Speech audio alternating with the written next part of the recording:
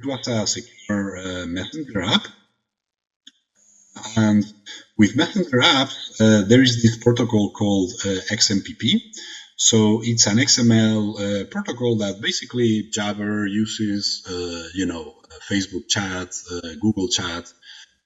Pretty much every chat platform is using XMPP under the hood. So these are very popular things. So when you're trying to man in the middle, this one trick that you can do is to do this in a pen test, right? So you can, as the fake server, you can say something like this, like, you can authenticate to me, but the only mechanism that I have for authentication is plain. So you have to send me the credentials in plain text, because that's the only mechanism I have.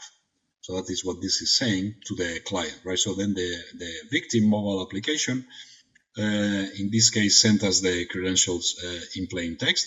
So you can see here, this is doing mechanism plain, and then this is like base64 encoded.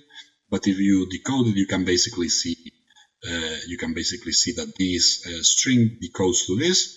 So the attacker basically could harvest the credentials of victim users of this application using man in the middle, right? So this is a quick trick for a fallback mechanism. I know this technique sometimes works also for email protocols, right? So you could also try it if you are testing an email application. You could try it on POP3, IMAP, another email protocols like that, SMTP, and you could try to see if the application is going to accept some clear text mechanism, right?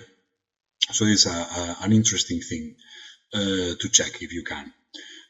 To fix this, you should always know everything over TLS where possible. So TLS will take care of confidentiality, integrity, and so on. There's no need for you to do all that on your own, because TSL takes care of it.